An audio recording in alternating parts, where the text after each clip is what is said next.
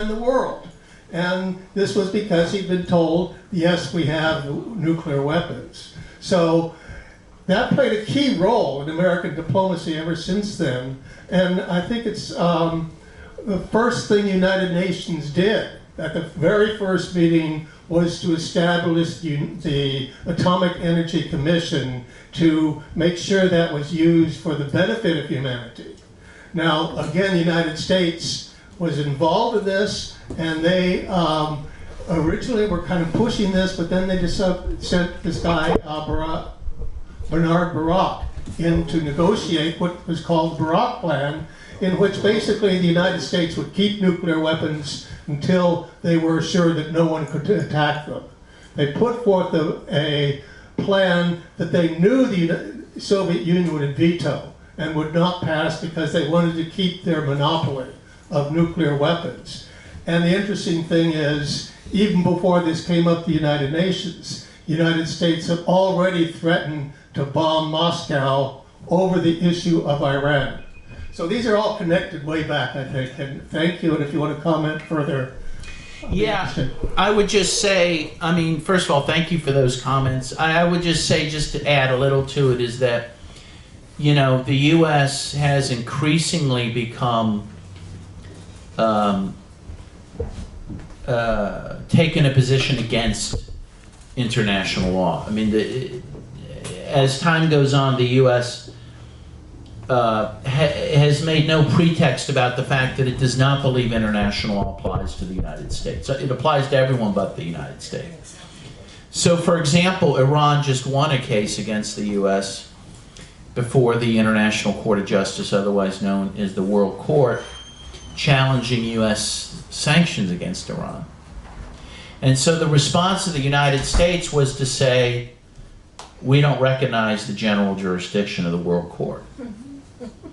They do say, in a specific instance, if we decide we want to use it, we will.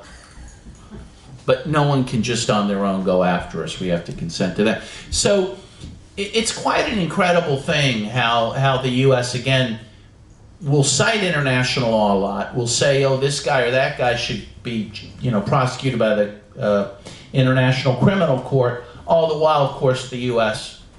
is not a party to the Rome Statute on the International Criminal Court, and Trump just denied the visa of an ICC investigator who wanted to come to the United States. So it is really incredible how far we've gotten away from international law, but yet we cite international law all the time to try to justify our aggressiveness. So. Bonnie? Can I have I will come back to you. two questions? When you mentioned the CIA helped the SAVAK to be created and organized and trained and so forth, you didn't mention that it was the Israeli Mossad that wrote the manual for the SAVAK. So I'd like you to expand on the role of Israel in that, with the help of the CIA. And secondly, if you can talk a little bit about the current status of the Tudeh party. Yes. In terms of the Mossad, you're right. I mean, the Mossad was also very involved in helping create and maintain the SAVAK, was a very strong supporter of the Shah, and worked very hand in glove with the CIA throughout the years of the Shah and after. So, for example, the other thing that, as many of you in the room know, maybe everyone, but it's again good to remind ourselves, is that the CIA, or sectors of the CIA and Mossad, were very critical in helping Ronald Reagan get elected by prevailing upon those who were holding the hostages in Iran to hold them longer after the election to ensure that he would beat Jimmy Carter. And there is a Mossad agent who gave a sworn declaration to that effect, that they did that. And you may, of course, recall that the hostages were released within minutes after Ronald Reagan's inauguration. And the Tudeh party is an underground organization in Iran. I believe it is still outlawed in that country, and my guess is it's fairly small.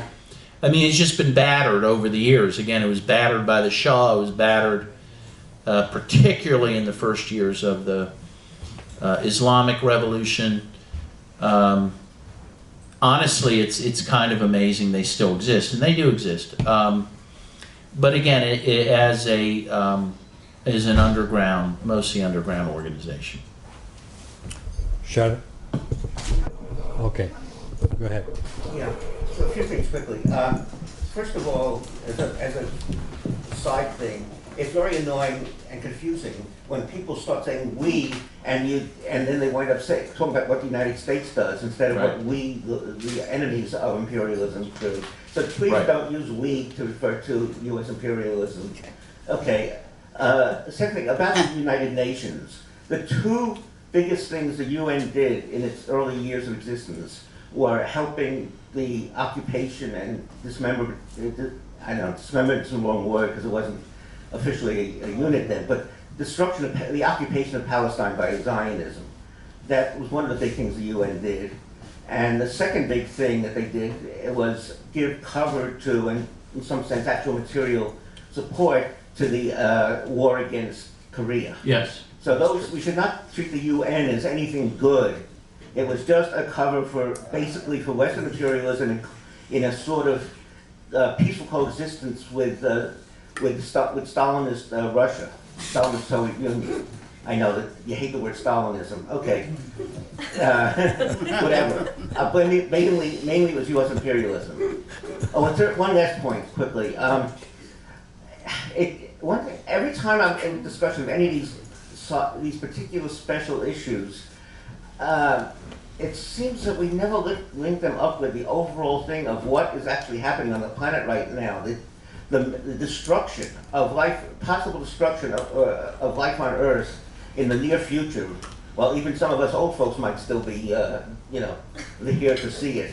And it's just not even mentioned most of the time as part of the context of our fight. So I don't know how to deal with that even.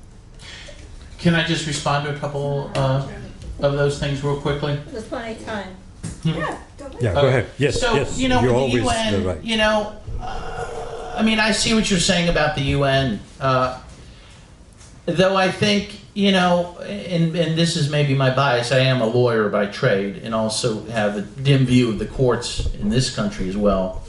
But, you know, it's kind of the only thing we have, in a way. And, you know, I try to use what we have, you know, and try to use the law we have. And if it were at least applied equally to everyone, that would be a huge gain. And I understand it's not, but you know, if it can be used as a tool for that, at least the UN exists as some force to potentially curb war. But I understand that it's a very imperfect one. No, imperialist. It's imperialist. And you said something else I wanted to say. What was the last thing you said? About the context of the global catastrophe. Yeah. Well, the one thing I do say often is that, you know, the U.S. military produces more CO2 in the world than pretty much any other country, even the United States. That is to say that if you look at the U.S. CO2 production as a nation, you really have to double it because of the U.S. military, which their CO2 is not officially counted. But imagine, and you think about it, the U.S. has at least 800 military bases around the world. Just think about all the CO2 it emits. And by the way, you know, I mean, all these things are linked. And around every U.S. military base, there's brothels. So think about all the sexual exploitation that we export through. It's really incredible. The U.S. war machine is a threat to humanity on so many levels: environmental, sexual exploitation, etc. And that is, I think, how we link the issues. And look at the environmental destruction that war creates. I mean, I remember after the Iraq invasion, you know, the pictures of the birds with, you know, in the oil, stuck in the oil because of the bombing and etc. I mean, excuse me, I'm so sorry. That's right. That's right. That's okay. That's You right. need the air. Yeah. Yes, all those issues are interlinked, and the more we continue this this warlike footing, the more we're going to be destroying the very world we live in. So I agree with you on that. Okay, Sharon. I don't need the microphone.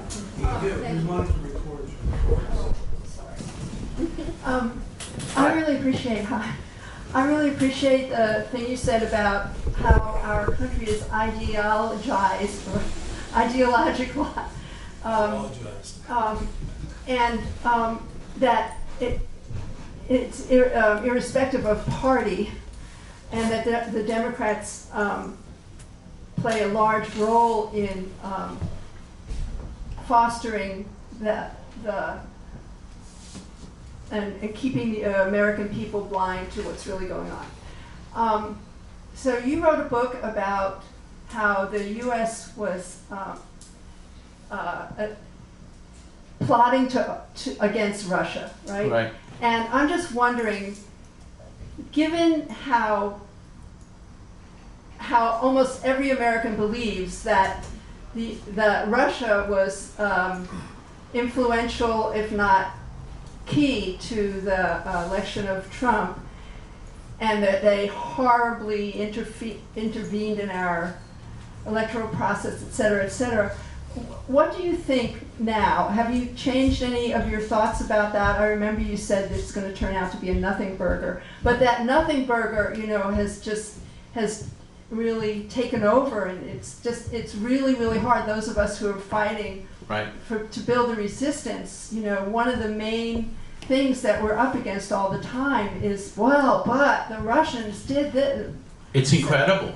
Yeah, no, I'm stunned by it. I mean, I believe, in the sense that I still believe it's a nothing burger to the extent of what the Russians actually did. I mean, even if we believe everything that Mueller says they did, it kind of amounts to little compared especially to what the U.S. does to overthrow foreign governments. I mean, we're kind of left, again, just with the allegations, we're left with the claim that the Russians, had a fairly modest amount of Twitter and Facebook postings before and after the election, and that they allegedly hacked into the DNC computer and told us, but I don't think they did. But even right. But even if we assume they did, and then showed us how the DNC cooked the election for Hillary against Bernie Sanders, I don't see that as a great crime of the century. I mean, again, even if we accept the allegations, it's kind of a joke. They should get an award. Yeah. But on the other hand, I think what you're saying is that it's not a nothing burger in terms of how the narrative continues.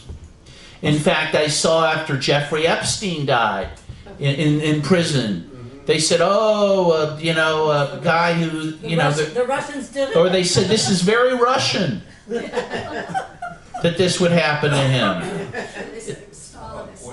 Yeah, everything bad that happens is Russian. No, it was Prince Andrew. Right. I saw, of course, what's his name, the Senate Majority Leader, Mitch McConnell. They're calling him Moscow Mitch. I don't even know where that is coming from. Moscow, whatever, the city. There you go.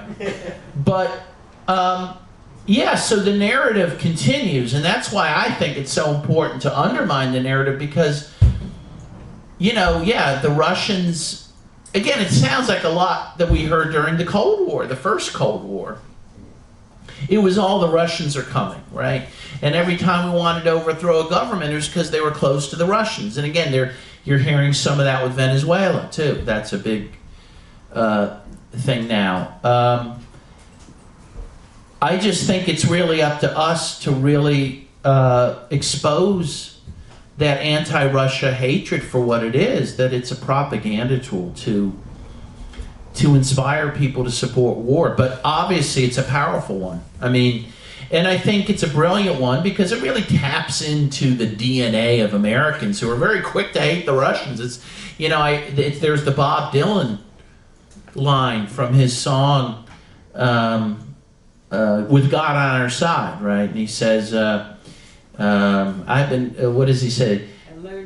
I learned to hate the Russians, yeah, for all my whole life.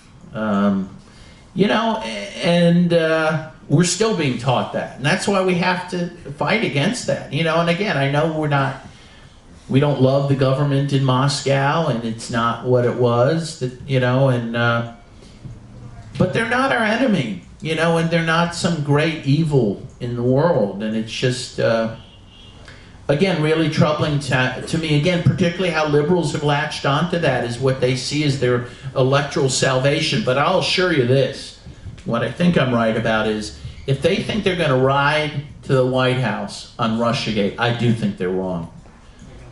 They will lose. They need to ride the train of providing housing for people and Medicare, etc. Yeah. Trump already did that. Okay, so next question is coming up. Or comment. Just three brief questions, no statements, related to your talk, basically. So, is it not working? Yeah, it's working now. Okay. So sanctions, how are they working so completely? Why is the European Union genuflecting so much to us on the Iran issue? To the United States, right? Yeah. And I know, why is the European Union being so deferential to us on the sanctions issue with Iran? And then the second question is related to Gibraltar and this warrant for the vessel. I've never even heard of this. I thought Gibraltar is under some protectorate with Britain, and then how is it we issue a warrant to basically hold the tanker? I mean, how does that work? And then the third thing is the policy towards Iran. How much do you think is being driven by Bolton versus Israel, you know, versus Saudi Arabia? I mean, if Saudi Arabia and Israel weren't so interested in destroying Iran, would this be happening, or is this just mainly Bolton?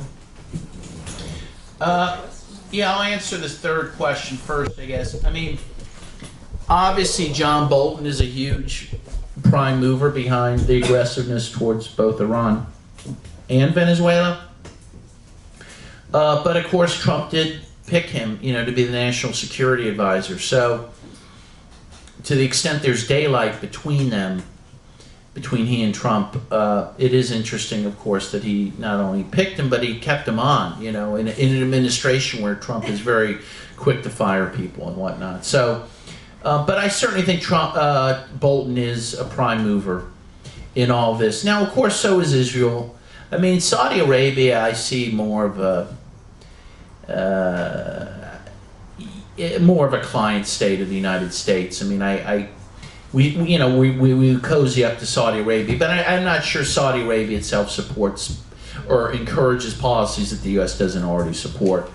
With Israel, I certainly think Netanyahu has, undue influence over this administration, clearly, and clearly is gunning for some sort of confrontation with Iran in hopes Trump will do that. I think they see Trump is probably their best shot at pulling that off.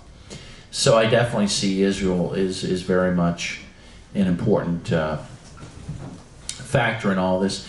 In terms of the Gibraltar episode, first of all, that ship now has been released, I believe, by the United Kingdom. I don't know how that warrant would have happened, but again, there are ways through what they call letters rogatory to try to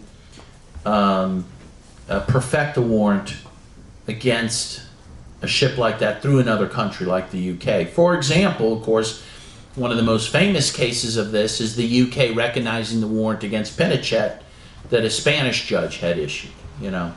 And in particularly in Europe, there's a lot of, what they call comedy, respect for other people's legal procedures. So my guess that is how that was done. But also the UK, let's face it, they are the junior partner of the United States in its foreign policy, and I think are very quick to support the U.S. and what it's doing in its policy towards Iran. In terms of Europe, Why are they kowtowing to the United States? Again, I think the U.S. has a lot of economic power in the world still, and I think, I think Europe simply says, okay, if it's between Iran and the U.S., in terms of losing a trading partner, we'll lose Iran. For them, it's pretty much an opportunistic calculation.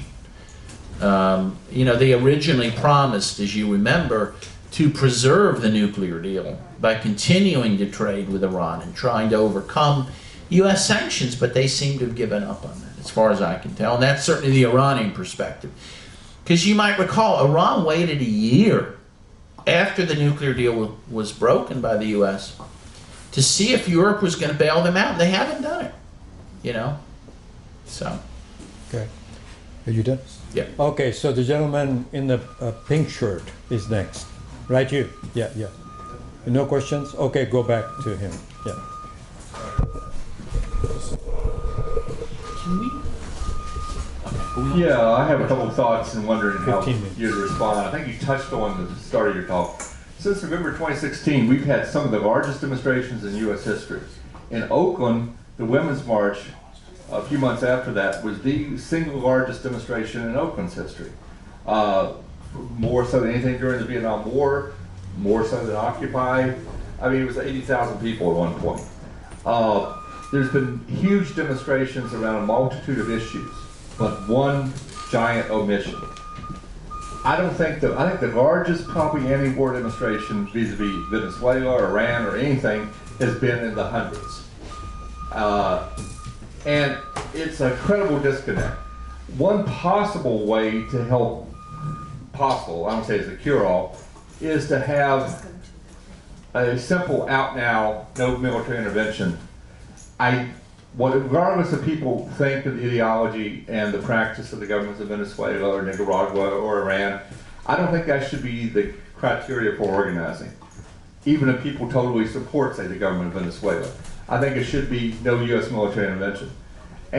But still, though, it drives you nuts when you see otherwise progressive-minded people that literally set in at an airport during, Trump's actions against immigrants, turn out en masse for the women's rights demonstration, which is great. I'm not belittling that at all. But still, when it comes to such a key issue of war and peace, there's very little resonance. So any thoughts you have about that? Yeah, well, I totally agree with you, and again, I do believe, there's a few reasons for that, but I do see this humanitarian interventionism stuff as part of the problem. Again, I think liberals who would tend to protest, have, again, this weird idea that even with Trump in office, that somehow the U.S. is acting in the world to protect women's rights, for example, and to protect human rights. It's this very strange disconnect, as you say, that I think we need to, again, try to really cut through. And again, I think somehow people don't link the domestic issues to the international issues. Again, they want Medicare for all. Students want their debts wiped out. They want homelessness dealt with. But our resources are going out the door to war, of course, but they don't see that. And that's our job to make them see that. I mean, that is our job, because the same people who are out in these protests should be protesting against war for the very reasons that I'm saying. So I just want because I know we're wrapping up a little, and I do want to give a little time to sign books and for people to buy books. So if I could I make just closing remarks? Let's see if one more person who wants to ask a question, then we do it. One more. Anybody? Okay, just the last person. We're done. Anybody who's very rearing to have a question, ask a question, can you just wait till after the program, ask him directly? Because we have 3 people who have not spoken. Okay, Really everybody not okay? Fair, Okay, so you go ahead. Excuse me, Raj. Yeah. Okay. I guess go. Yeah, he's up to bat, so I might as well let him go. Rich wants to speak. All right. Okay. It's hardly worth it. it's hard to work the time, but I had been since early wanted to say this one thing, and we've talked around this. So I remember approximately 74 or 5, right before the war in Vietnam was over, and there's all these other issues bubbling up. And friends of mine up here, when I lived in Fresno, come down and said, would you help us with this human rights working group? That was the name of it. And I think they in particular were working on the Philippines, but there was countries, you know, dictators all over the place. And I said, it's not till the Vietnam War is over. So 6 months later, 75, April, it's over. And Jimmy Carter, somewhere in that period, or getting ready to was running for president, and he is a big friend of the Human Rights Working Group and the Human Rights people. And he talks about all these different countries that we're supporting these dictators, and he's making a big moral and political issue out of it. And I don't remember exactly if it was 1 or 2 months, 6 weeks, whatever. Shortly after he was elected president, he turned his main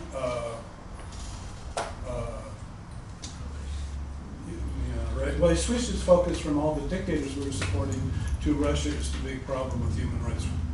The same. Right. So my point is, and it's been touched and talked about for, you know, off and on a lot of times tonight, and that is that in some ways we have to distinguish between candidates and parties and stuff. There's differences. In other ways, they're like locked together doing a back and forth, you know, who's in charge today thing, and we're helping each other whether they mean to or not. The point is, the second part of this is I want us to get over it. We have to talk about Trump. We have to talk about the Jimmy Carters and JFKs and blah, blah, blahs, you know, and the Shah of Iran. But every one of these, it's a single individual, I get it, single individual that is not really the problem. They represent the class or the force of their government, their military, their policies. And we can say their name, but we need to talk about the reason they have the power is because whatever conflict they're in, whoever's supporting them is keeping them in power, including our own government and ourselves. And we tend to, in our public talk, name the Trump, the Trump, the Trump, you know, so your talk's different. Okay. Well, thank you.